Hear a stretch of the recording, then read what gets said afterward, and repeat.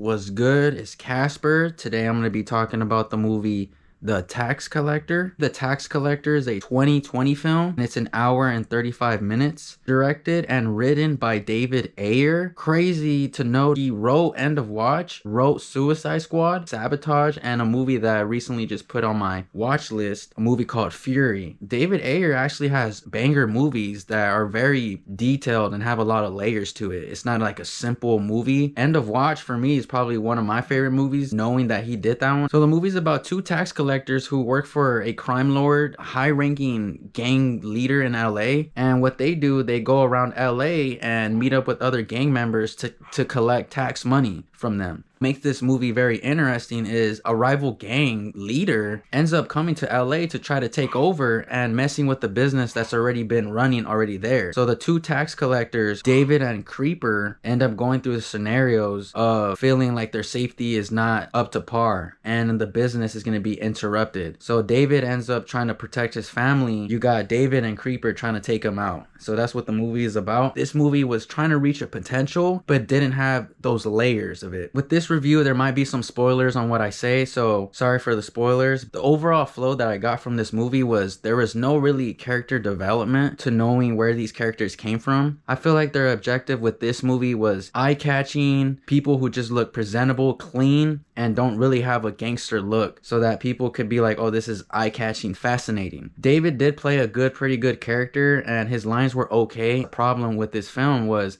the writing wasn't the greatest. Some moments in this movie where you can see that the writing would probably fit somebody who actually had more of that look and that feel. David having a family seemed believable. His wife wasn't the best actor in the movie, and that's with a lot of these characters in this movie. There's not really up to par acting, just more of like a presentable thing. The flow with the movie, you get no detail on who these characters are. You're just expecting to know what their lifestyle is. David, you only get a couple here moments of stuff he does whenever he's not with the family and whenever he's not tax collecting. Moments with him is like, what else do you do? What do you do besides him being a tax collector? Because there's moments in here I'm like, we don't know where you came from, like what battles you've been in before, what shootouts you've been in before. So the script is not even that detailed to know where these people came from as well. So that's one thing about it. I feel like the look was more of the vision, kind of like just like a pretty boy swag, and also with Shia LaBeouf complimenting him because he did have a cool look too. David, him talking to George Lopez, his uncle in this movie, that didn't seem too fake. These characters do have like feel in them that they've seen it before. So it wasn't like they're putting somebody in a position where like, all right, you're gonna learn how a mafia or gangster acts. Like, no, like they did have like a feel and an understanding where this story is taking place, and they have an understanding of the idea of what's going on. It wasn't like random people being a part of this that didn't know what to do. Once again, David's character was okay. With Shia LaBeouf, real quick, I would say that his whole presentation was actually a very dope look. Once again, it would be cool to see some backstory on some of these characters. Creeper was one of them. When I first saw Shia LaBeouf come on the screen, I noticed those ears being very puffy. He looked like he went through war. The presentation of Shia LaBeouf, aka Creeper, made this movie presentable, watchable, basically the best thing in the movie. It's crazy how they kill him off and you have this crazy buildup with no action and anything. The last half of the movie, you can tell that's where their money went to. Camera direction, kills and explosions, perspective,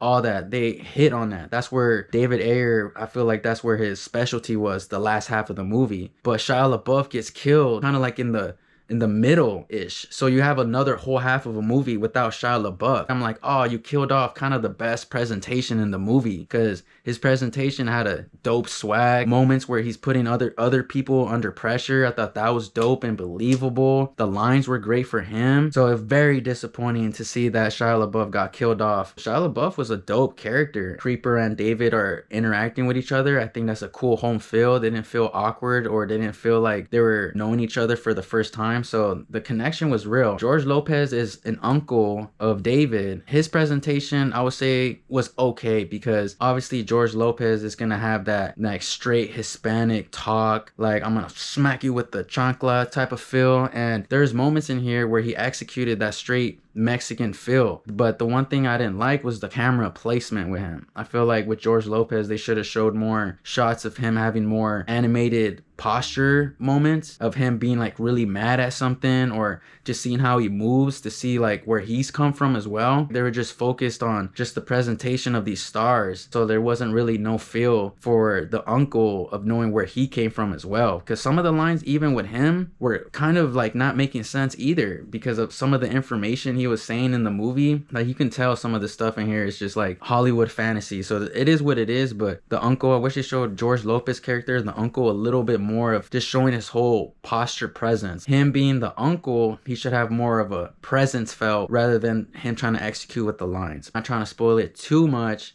but there's a crazy scene in here with him as well. The rival that ends up coming to LA, his name is Conejo. With Conejo, I think the look was dope. The look actually felt realistic of him being a rival. The posture, the demeanor, it didn't seem stale. Crazy how he was more involved with the best scenes in the movie, the best action, the best effects, the best motion, how the camera works. But Conejo, him being the villain boss, I thought it was pretty believable and pretty grimy at times on his whole presence. You see that he's a grimy dude and very aggressive too, so that was believable. All the other people surrounding these characters that I mentioned are all stale. You're trying too hard to make that feeling look realistic. In this movie, they attack family, and I'm pretty sure gang members, that's like a golden rule, not to attack family, not to involve family, wives, kids. So this movie was a little off involving the wife and the kids. Part in this movie where they end up dealing with the Bloods as well, and I feel like that was very unrealistic as well. I feel like that would happen, so I thought that was a little cheesy. There was just moments like that where I'm like, oh, that's not too realistic. The collecting of the money was realistic. You could see the intense moments when people don't pay up. I thought lines executed on those. This movie did good on locations. They didn't stay in one spot, picking up of the money in every different spot. That perspective was dope. Seeing how everyone is living like a normal life, but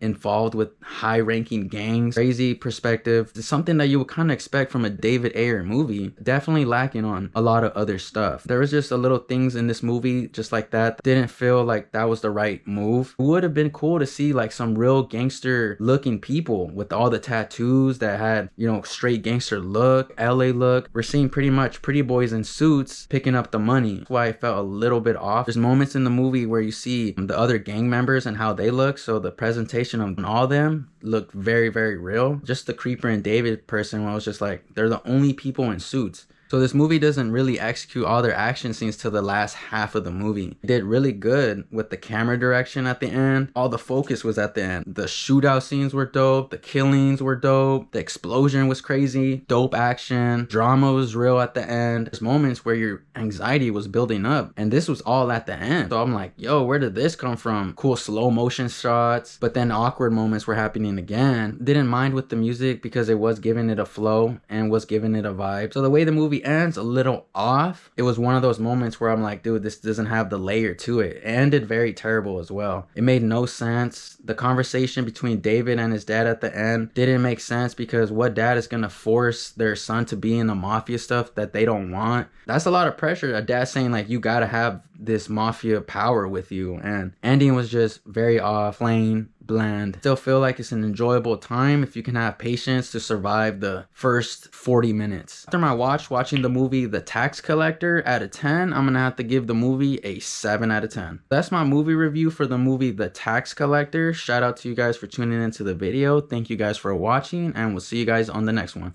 Peace, y'all.